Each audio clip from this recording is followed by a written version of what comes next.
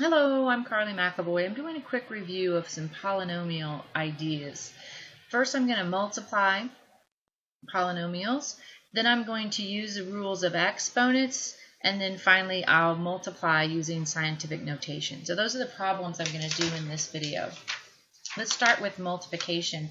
When you have a binomial, that's two distinct terms, and you're going to square it, you can use a shortcut, but you also can just FOIL it. Think of this as 3y minus 4 written twice. And so the FOIL would say multiply your first two terms. 3y times 3y is 9y squared. Multiply your outside terms. 3y times negative 4 is negative 12y. Do that same thing again. You get negative 12y again.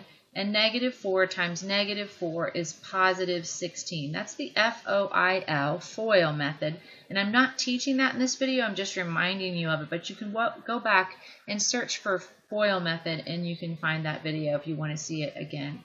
Now I'm going to combine my two terms in the middle, negative 24y plus 16. And that's going to be the trinomial that I get when I square that binomial. The shortcut is you square the first term, 3y times 3y, that's 9y squared.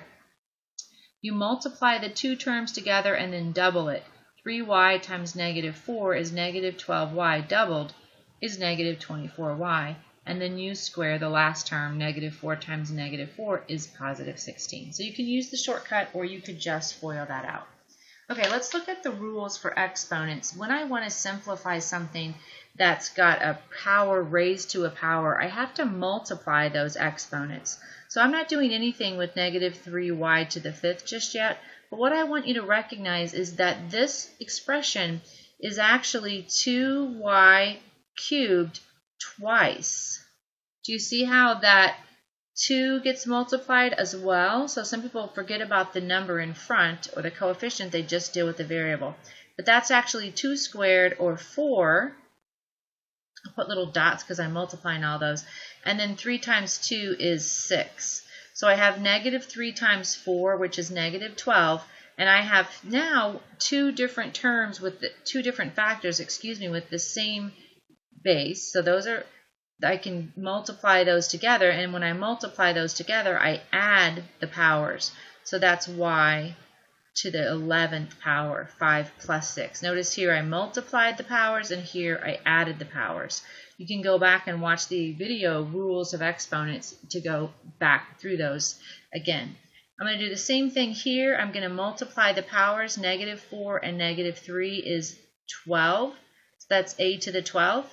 And a to the negative 20th. Now you can see we have the same base, so I want to simplify that. But when I have a negative exponent, the shortcut rule to remember is it just changes places in the fraction. So if it's in the denominator, it's going to come up. A to the 12th was already positive, it's not moving, but a to the 20th now is up there, and I can think of that as over 1. I don't really need to.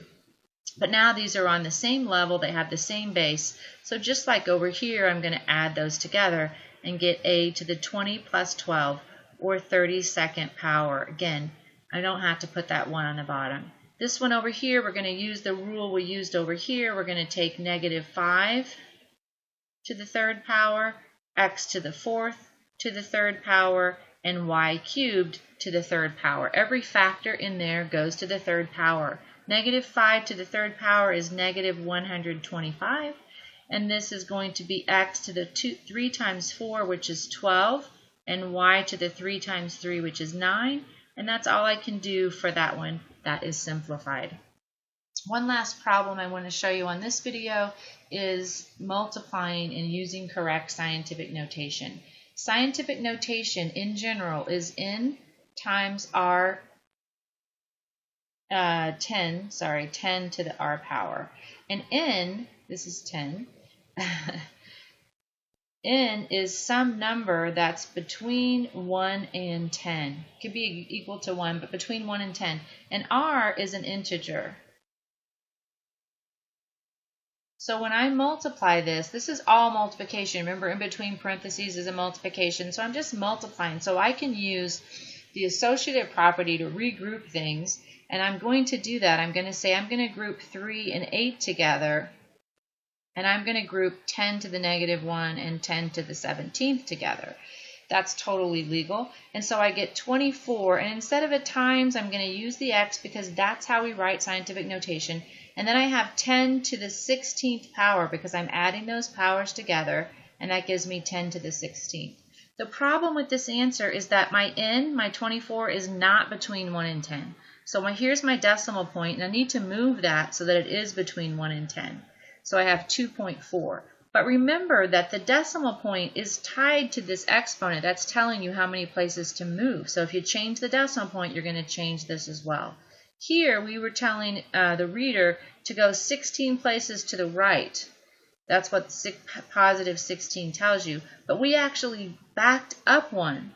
And so when you back up one, then you've added an extra step in there. So we now need to go 17 places to the right. And that's a little tricky. People get confused. If I had 0.24 times 10 to the 16th, then I would move one over here.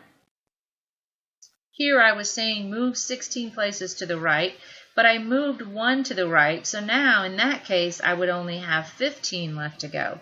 So you have to see whether you moved the direction you were going to move anyway, or if you moved in the opposite direction to determine that new exponent. Okay, have a fantastic day.